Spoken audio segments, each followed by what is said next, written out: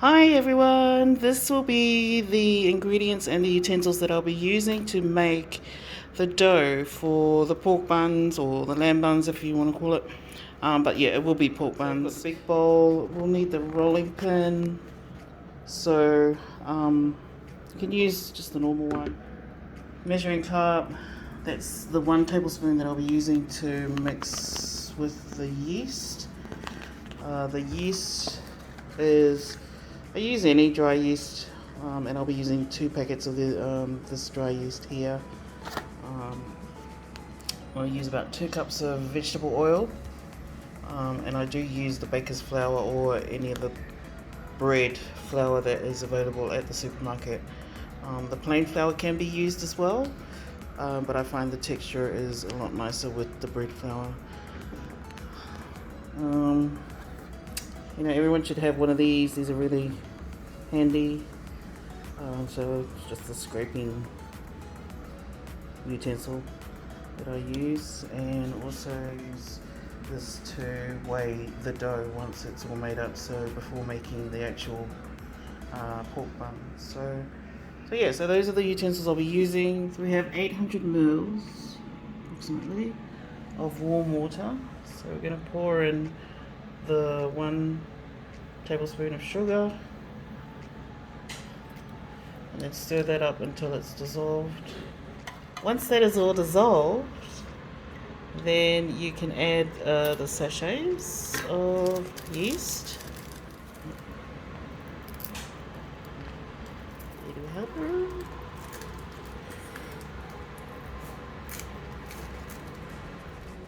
Okay, so now that's all. So I use my bread maker when I'm making my dough. So I will be pour all of the yeast solution into the bread maker, and ensuring that the bread maker setting is on dough only.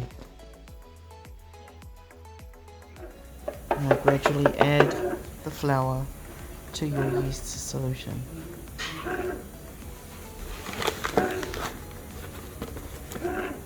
Adding a 1/4 teaspoon of salt. Just making sure that you don't actually put it on the yeast, just on the flour part, because I usually add the oil, so that's 1 cup of oil.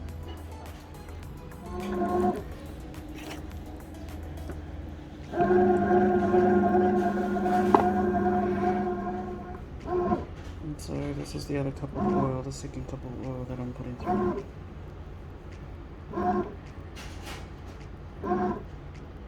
There are other recipes that use butter, so it's a fat, so I just use oil.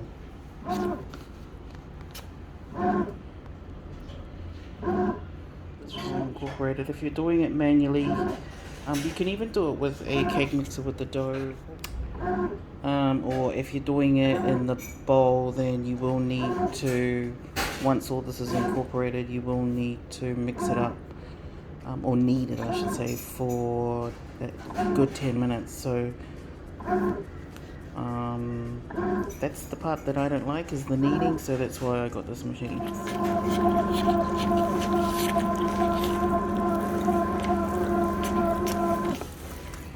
So once you've put in all the flour and the oil, then just let the bread maker machine do its thing. As you can see, the process, the bread maker brings it to a smooth consistency, which is where you want that. So cutting of the meat, because this is going in raw into the bun, you will need to cut it up quite small, into small diced pieces.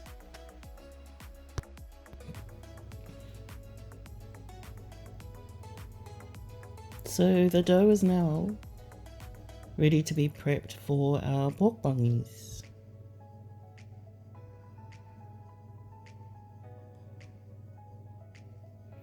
So the first ever time I saw a pork bunny or kekepoa being made was by my brother-in-law, Andy Sandele, over there in Massey in New Zealand. Hi Massey family, love you guys. And watching him make it, he did everything by hand. So I've sort of tweaked it or done it the way I want to do it. So I've used the bread maker. So this recipe, so watching him make it motivated me to actually just give it a go, and this is where I'm at now. So this is my recipe, which I have tweaked over the years, and according to my food critics, and it's good to get constructive feedback so that you can improve on things. And that's on anything really in general, I guess, in life. Okay, so that at this point going to divide it and then measure the dough on the scales. I'm going to use the scales.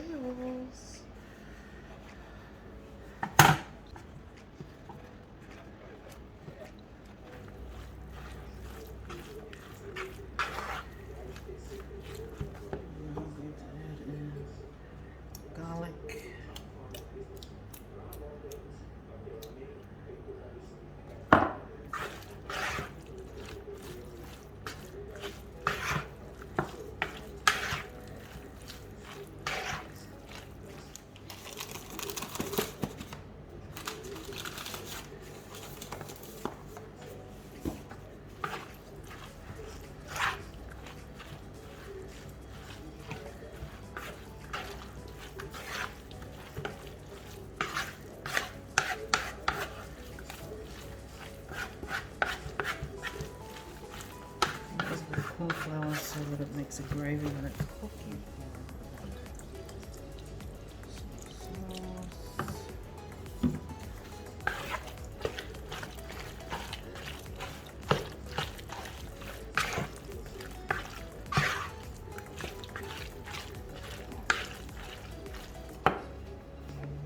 Another one of my cheeks. So set it to the side. This is when you need your rolling pins.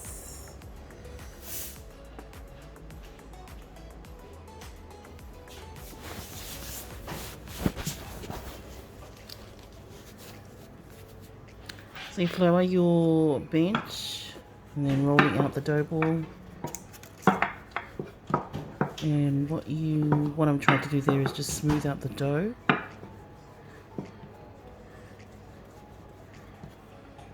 A bit more flour, and then I will gather that up into a ball, and then we'll start the actual process of making this into pepperoni. So what I'm doing there is rolling up the edges towards the middle and making the center of the dough thicker than the outer edges of the dough. So grabbing, I've got a tablespoon, that's a tablespoon there of meat, and then the process of pleating it, which is your thumb and index finger in one hand, and the other hand is maneuvering it around to be able to be pleated. And what I do there is try and even out the meat inside so that hopefully when it's cooked that it's all even and not all to one side. And just pinching it again to make sure all of the contents in the sauce just basically stays in the bungi and not comes out of it. So doing the process again, rolling it out just to get it to a smooth consistency.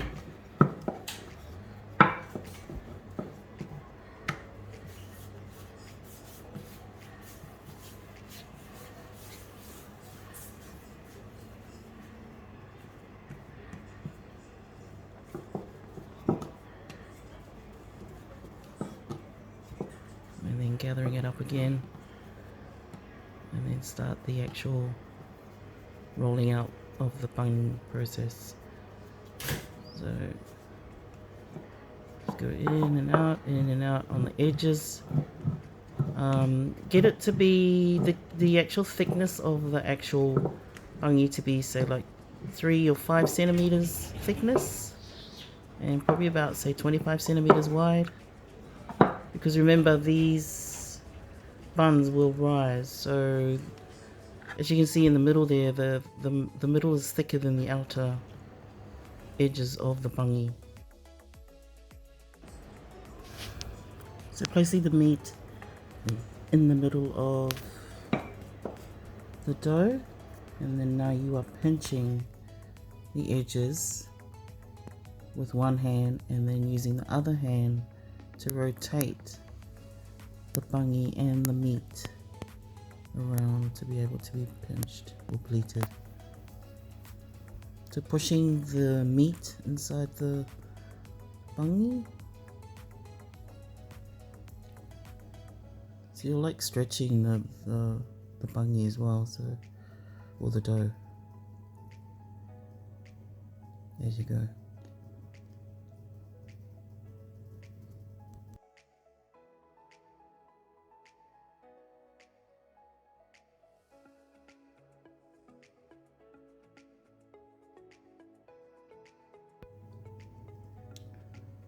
So now I'm just trying to center everything, all the meat into the dough, and then placing it on its bottom paper, and then placing it into the steamer. So continue that process and place all of your completed bungies into your steamer. And now placing the actual tiers onto the steamer. That's water, obviously. At this point I haven't turned it on, and that's because these bungies need to prove for another 5 to 10 minutes, and prove is just another word for rise. So while it is heating up, that will be enough time for it to prove, and it will continue the cooking process. Please excuse the background noise. So I will cook, it will cook for 45 to 50 minutes, and I do use a skewer to test if it's cooked. So I'll turn it off, and I will ever so slightly lift the lid for the steam to slowly escape. And the whole point of doing that is so the bungy is not wrinkly. When you see the wrinkly bungies, that's why, because they lifted the lid fully. And there you go.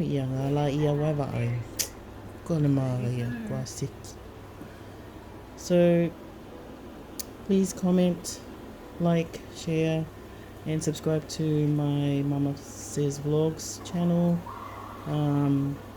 Just comment whether you enjoyed it, if it was good or bad. But yeah, thank you. So far, so forth.